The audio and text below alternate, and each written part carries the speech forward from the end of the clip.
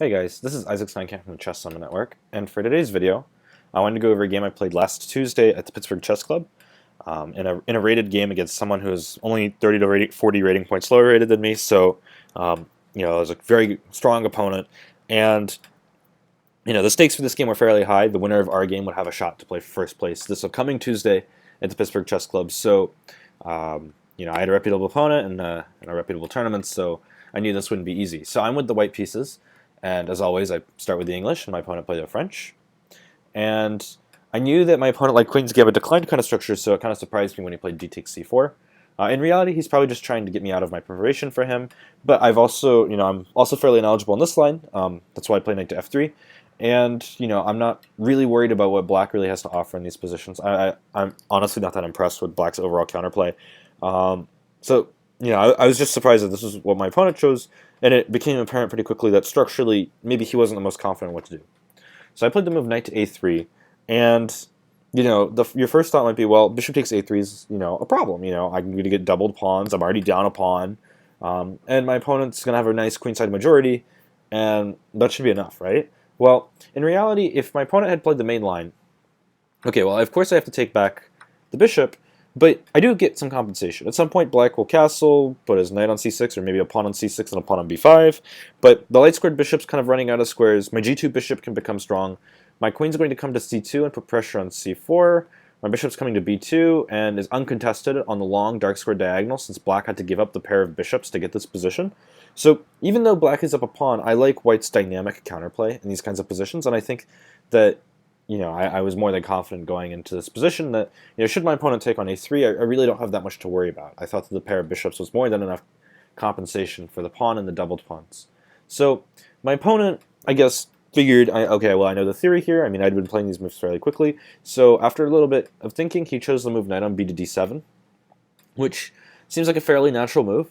But as we'll see, after I play knight takes c4 and c6, well, now my opponent does have a couple questions to answer, and he kind of has like a bad French bishop on the c8 square. It's not really clear where it's going to go, and I guess my opponent thought he would use some, typical Queen's Gambit accepted kind of ideas of c6, b5 to get the bishop to b7. But as we'll see, this doesn't really work so much for Black. So, here I was looking for a non-committal move just to kind of, continue my natural development. So I castled, and my opponent played b5. And I'm not a d4 player, so I don't study a lot of Queen's Gambit structures, but I did write an article for my blog that was about the Richard Rapport Lauren Fresnet game from the European Team Championships this past year, 2015, in which Rapport won a nice game in a birds, but Black decided to go for like a Queen's Gambit accepted like structure and use the c6 b5 idea. And I had to use what I knew from that game to kind of work my way through this game. And the reason why that game worked, and you can check it out on my blog, was that when Black plays c6 and b5 to create the b7 square as a fianchetto possibility for his bishop, he also wants to play the move c5. And generally when he's playing c5, it's in the Queen's Gambit. So I have a pawn on d4, he's opening up his long bishop, and he's offering to trade one of the side pawns for a center pawn. And this is actually, a fairly strong idea. If I no longer have one of my two center pawns, then the whole point of the Queen's Gambit accepted for me of getting d4 and e4 in, well, that's kind of obsolete now. But now that my pawn's not on d4 yet, as long as I don't play d4, my opponent will never have this option of playing c5 as a forcing move. So after thinking about this with this position, I kind of came up with a structure that I wanted. And, well, first I chose the move knight to e3. The move's knight on c to e5 looks kind of pleasing, but I figured for the most part I wanted to wait before attacking c6. I figured trading would allow my opponent to have a little bit more flexibility. The knight on d7 takes away some squares that would be nice maybe for my opponent to have, and I kind of wanted him to solve his own problems. So here my opponent played bishop to b7, and okay, I have to stop here, and I had to come up with a plan. Immediately, the move knight d4 was really appealing to me, because it attacks both the c6 pawn and the b5 pawn, since the c6 pawn is pinned to the b7 bishop, thanks to my long g2 bishop. But the problem I have with this move is after queen to b6, well, now I'm the one who's behind in development, and even though material is equal, Black has actually made some progress, and at some point we'll play c5, and, should be totally okay. So this is not really an option for me. So I was like, okay, well, I want to develop my c1 bishop, but playing a move like d4 plays into Black's hand, and I'm not going to easily get, play along this c1 to h6 diagonal because my knight's on e3. So where should my bishop go? And, after thinking about it, there's really only one option, and that was to play the move b3, to allow myself to have the option of playing bishop to b2. And the idea behind bishop to b2 is now I can play knight d4 without having to worry about queen b6. So here my opponent chose to move queen to c7. Very natural move. There's nothing wrong with this move, but you can kind of see that like he's playing behind his pawns, and generally when you play behind your pawns, you're in a more close position. But here he's in an open position, so this is a little bit more passive. So even though my position, I haven't really been too ambitious with my structure, I'm already starting to pick out some structural weaknesses. For example, the half-open c-file has a backwards pawn on it.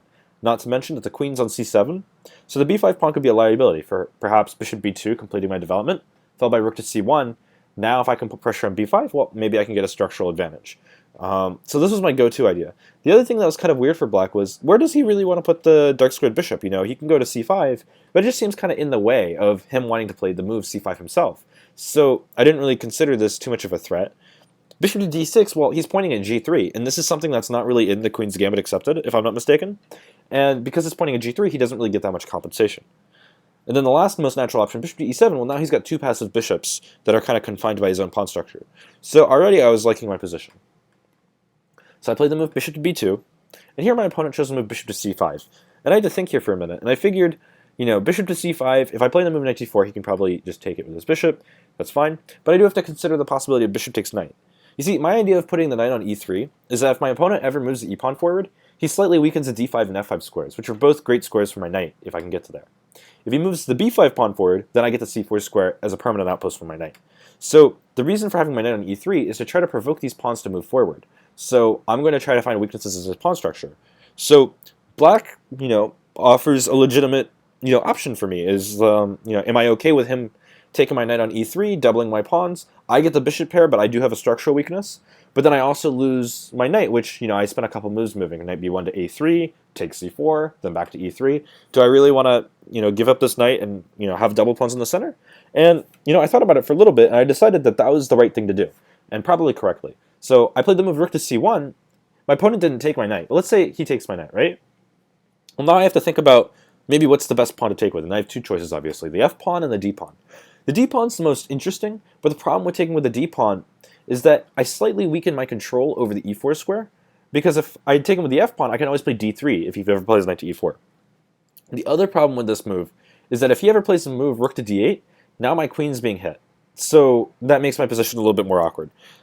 The only thing that having a pawn on e3 really helps me do is it gives me the d4 square as a more solid outpost for my knight. So if I'm going to do that, why don't I do it with the f pawn, thus opening the half open file on the f file, while giving me the potential to also move my knight to the same exact square. This way I don't get exposed by rook to d8. If knight to e4, I can consider d3. I do need to be careful that I don't let the e3 pawn become really weak, and I think white's doing totally fine here. I mean, black's not behind in development, but he hasn't castled. He's still got that problem on c6 and playing knight to d4 next move, and it's not so clear how he's going to continue the game.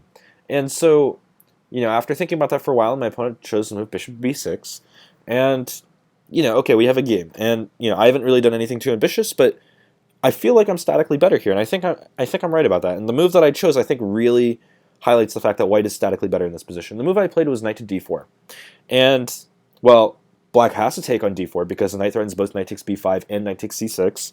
There's no other way to really protect both pawns at the same time, so he went ahead and traded. And this was the position I saw in my analysis, and I kept on thinking here. And one of the ideas that I've talked about a lot in my blog is, if you're better statically, your opponent's going to look for dynamic options to try to make sure that the position becomes more complicated, maybe find a breakthrough in the structure, trade material, so then that way maybe, he's better in the game. But, in this position, if black can't really do anything about my centralization of pieces, the fact that he has a target on c6, well then he just has to be worse. The a7 pawn, for example, is held down by the rook. He hasn't castled yet. I have nice control over the c-file. At any point I can play queen to c2, queen to b2. I've got a nice game. So before I made this move, knight to d4, allowing him to trade on d4, I wanted to calculate all of black's dynamic options. So I looked for his most forcing line that also changed the structure. And by looking for this line, even though it wasn't the best move for black, I was able to figure out my plan for the rest of the game.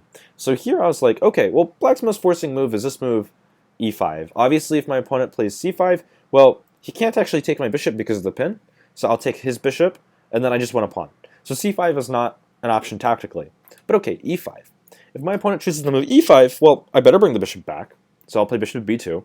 And let's say my opponent, he's still statically worse here because he's just weakened the f5 square. So he has to continue changing the structure. So let's say he plays a move like c5, right? The original intent of his structure. But now I get to really highlight the issues with black's position. And I saw this during the game. Bishop takes b7, queen takes b7, knight to f5, attacking both the g7 square and threatening to fork on d6. Black better castle. And then I found this killer move, f4. And I don't say killer because there's an immediate checkmate, but now black, even though I've removed maybe what's arguably a target on the e5 square, I've opened up my long squared bishop, my rook's ready to get into the game, maybe a move like rook to h4 at any point, could be interesting. e3 followed by maybe bringing my queen in. I have a lot of options here, and black's still kind of stuck with his overall development. He's got this semi-weakness on c5 that maybe I can target and, get an interesting position with, and I was more than happy with this position. And here I still thought I was statically better. And dynamic play ends when the side that's attacking has a statically better position, and here black's really failed to achieve to do that. And if you go back to this position, well, there's no dynamic options for him to continue. He's just worse.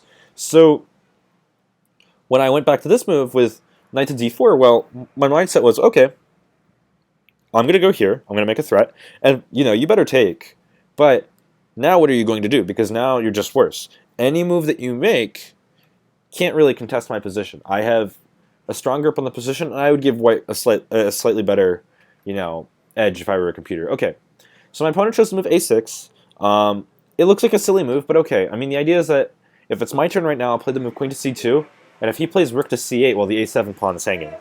In reality, maybe I'm not too worried about this maybe my opponent shouldn't be too worried about this a7 pawn, but in a position like this where it's not really clear how to proceed, and it's kind of becoming obvious that the c6 pawn is kind of weighing down your position, it's really hard to find options. So okay, he plays a6, and I want to continue making forcing moves. I want to get all my pieces in the best square. I chose to move queen to c2. He played rook to c8, and now I have to go back to the chalkboard. If my opponent can play this move c5, just like how we identified with the d4 pawn, this dynamic change in the structure really gives black a nice edge. And I think if he can pull off c5, he's at least equal. So in this position, I had to think for a little bit. I mean, I think I maybe took 2 minutes in this move, but I do need to find a move that can stop this pawn push forever. So why don't you pause the video and try to figure that out and see what you can come up with. Okay, well, if you haven't solved it yet, obviously continue to pause the video and keep thinking. But the move I played was b4, and I feel like this should be a fairly natural move for almost any player because it's clear that black only has one plan. If he castles or whatever, that's fine. But he only has one real plan, which is to play c5. And if I can stop him from playing c5, all of his pieces are going to be stuck behind that one pawn. So my opponent, for lack of a better move, chose to castle, and now it's my turn. I get to try to figure out how I want to attack. And I was looking at moves like h4, a move like f4 could be interesting, queen b2 could be interesting, getting both my pieces in the long diagonal, but I really like the move that I found, which is this move a4. And the reason why I like a4 is, well, if my opponent takes on a4, I'm not taking with my queen immediately. I'm playing this move knight to c4 because now this is a great square for my knight. Thus, the purpose of moving knight to e3 from the beginning of the game after b5 is served. Furthermore, if my opponent does nothing, well, a5 becomes an interesting option because now I take away the b6 square from the d7 knight, and black's truly cramped. Ideally, I want to be able to lock down black's position. So if I could ever get into a position where it's advantageous to play a move like bishop to c5 and allow my opponent to take my dark squared bishop so I have a pawn anchoring him down on c5, then my goal is to try to occupy both the b6 and the d6 square with my knight and just have a better position. So this is my idea. My opponent played the move queen to d6, and while I better protect both pieces, I played queen to b2 to stay active. Again, I'm not worried about the a4 pawn. If he plays b takes a4, knight to c4 is enough compensation to be better. Or, after b takes a4, I could play bishop to c5, knight takes c5, pawn takes c5, and then knight to c4. So let's take a look at what that might look like. So it takes an a4, bishop takes, knight takes, pawn takes, let's say black plays queen to e7, and now I have this move knight to c4, and my knight on e3 that seemingly had been doing nothing the whole game now springs to life. My opponent's bishop on b7 is a potential target after a move like knight to d6. The b6 square, is under control, so if my opponent ever tries to take the b file, knight b6 is a good move. And my opponent might have an extra pawn, but this a4 pawn is really just more of a liability. So I'm not really, too worried about this. And my opponent definitely noticed this, and I think he played the most challenging move. Unfortunately, this move also guarantees that he loses the game, which is this move e5. And This was the hardest move for me to think about during the game too. Because if I go wrong here and I make a passive move, well then black's just right back into the game. For example, bishop c3, which is a very seemingly natural move, I might run into problems just for a move like knight to d5, after which if I trade on d5, which I think I kind of have to do at this point, knight takes d5, c takes d5, well, my opponent essentially just achieved the same thing as playing c5, except now he's in a better position. So this is something I can't allow. So the move that I have to make here is dynamic, but I thought back to some of my studies here. Whenever there's a pawn on e6 and it moves forward one square to e5, it always weakens squares. When you move a pawn forward, because it can't go backwards, two squares always become weak. In this case, it's both the d5 and the f5 squares. So the first thing I looked at was this move knight to f5, with the idea of attacking the queen, trying to gain a tempo, and after queen to e6, bishop to h3. And I spent, I want to say like 6 minutes or something trying to find a line that just worked, and I couldn't find anything. For one, I believe he has this option of taking the bishop and just giving up the queen for 3 minor pieces. And yes, I'm better, but why bother giving him material? Because it's clear that in this position, my pieces are much better than his queen. That's a little bit misplaced. So I looked into that. And another thing that kind of made things a little bit weird for me was this move king to h8, just getting out of the check. Because now my bishop's hanging, and at the same time, he's starting to play g6 and take my knight. The bishop is unprotected on h3. And if I play king to g2 here, well, I still run into tactical problems after queen to d5 check, forking both the bishop and the king. So, I went back to the drawing board. Okay, I'm still statically better. My opponent, has to go for these dynamic options. Let's just find ways to keep my static advantage. And of course, there's only one move. I made the best move according to the computer, which was this move bishop to c5. And the thing I liked about this move bishop to c5 was, it's a really hard move to make. The bishop, I played b3 to get it on the long diagonal. My opponent gave up his dark squared bishop, so it's the only piece I can really attack on the dark squares. Now I have to give it up. But after my opponent traded, I now have an anchor forever on the c6 pawn. And the c6 pawn will always be a target to my g2 bishop. If my opponent doesn't play correctly, I can enter through f5, maybe I can enter through c4, and find a way to get an edge using the d6 square. And my opponent, is definitely fighting an uphill battle. He chose to move queen to e6, and in this position, I missed what the computer said was the best move, which was to move knight to c4. I saw this during the game, with the idea of going to d6, but I just didn't. I wasn't ready to believe that, okay, getting this really bad bishop for my knight that's about to be really awesome was really justified, and why am I giving my opponent the b file? In reality, no, this is totally fine. But I like my move that I played in the game too, which is this simple move f4, and the idea being that my opponent is holding down to the c6 square. He's trying to hold on to the f5 square. Everything's not really quite working out. The b pawn is pinned to the bishop. So the thing that I need to do right now is get my pieces into the game. My rook on c1 is currently protecting the c5 pawn. It would be nice to get it to f1 at some point, but to do that, I need to activate my f1 rook. So by playing this move, the idea is that after he takes, which he did, my rook's now on f4. I'm ready to get into the attack. Maybe a rook h4, bishop h3 idea might not be too bad. But in reality, I'm just using the fact that the queen's overworked, and my knight's going to go to f5. And now this queen's kind of stuck in this limbo land of trying to protect c6, trying to stop my knight from going to f5, and all those threats that I've got there. So my opponent played the move rook to b8, which tactically just doesn't work, and this is really slow. I think maybe like a rook on c to e8 would have been better, but I guess my opponent's idea with rook b8 was maybe he wanted to take and then have a discovery, but the problem is if he plays b takes a4, this rook's sliding over to b4, and he's going to lose the bishop. So this is fine. I decided, you know what, I'm on the attack, let's bring in more pieces. Rook on c to f1. The idea here is, I'm threatening to take on f6. So let's give my opponent a nothing move. Let's say he plays a move bishop to a8. I'm going to take, and I'm going to take. And even though I gave up the exchange, black's lack of activity is so bad that I'm more than justified. So let's say he plays a move queen to d7. Well, now I'm going to play this move knight to f5, and now the h6 square is weak, and I'm threatening checkmate threats already. My queen can easily come in through e5. It could even come through e5 here. I mean, probably he won't play queen d7, probably more realistically like queen to e7, but still he runs into problems, and now I'm forking both pretty much checkmate on h6 because I'll discover attack him with the rook and the queen. This game's over. So this is something that my opponent can't ignore, and the idea here was that after rook on c to f1, my opponent really needs to guard the f5 square. So let's get back to the game. He chose this move bishop to c8, so in that way now if I play rook takes f6, g takes f6, rook takes f6. Knight f5 isn't possible once he moves the queen because now the bishop is taking the square, but that's fine. sometimes when you're playing aggressively, you always need to look at move order. And the one problem behind bishop to c8 is that it cuts off the rooks, and it's not immediately attacking the f5 square. My knight can still go to f5 and do what it needs to do. So I played the move knight to f5. Let's get it here. Knight to f5. No. Let's see. Knight f5. And the idea here is that I want to threaten to take on g7. And after king takes g7, just take his knight. And I win a pawn. But winning the pawn on g7 is much more than a material advantage. It's a structural problem that black's going to have to deal with the rest of the game. And my opponent collapsed here. He had to make a decision between knight to e8, knight to h5. Notice how any other knight move will result in checkmate. For example, if he plays knight to d7, I'm just going to take on g7 and checkmate him. So this isn't an option. He chose knight to h5 in the game, which immediately lost. I played rook to h4. Notice how if he plays like g6, I can still take this knight because I'm threatening checkmate. And if he takes, that's fine. I'm going to check him this way, and now he has to block with the queen, and the game's over.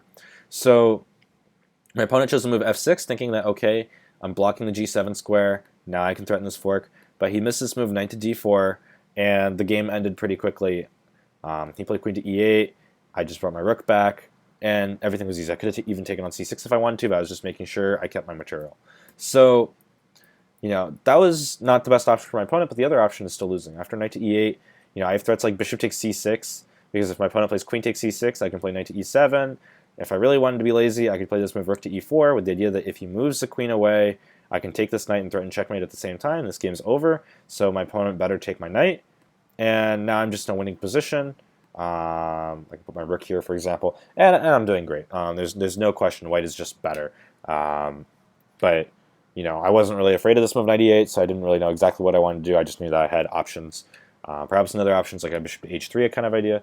But either way, I thought this was a really instructive idea because this game, it seemed like in the opening black did nothing wrong logically. Like the c6 b5 idea is a very common idea for Queen's Gambit players, but now in this position it doesn't work because it's not the same opening. So the moral of this game is to always understand what structures that you're in and understand what are the weaknesses in your structures. I feel like this move c6 b5 was just played because it was theoretical, but the problem is that this isn't the theory that it belongs to, and now the c6 pawn is a weakness and was a weakness for the rest of the game. And the way my opponent chose to develop his pieces, his bishop just never got into the game, and I'm not really sure exactly where he could have fixed that besides the opening. I wasn't too crazy about black's play the whole game, and I was very confident with every move that I made. So this was a really exciting victory for me. I'm really looking forward to my game on Tuesday to play for first place at the Robert Smith Memorial. I've never actually won an adult tournament before because I'm always playing up, so this will be an exciting opportunity for me. Hopefully I won't blow it.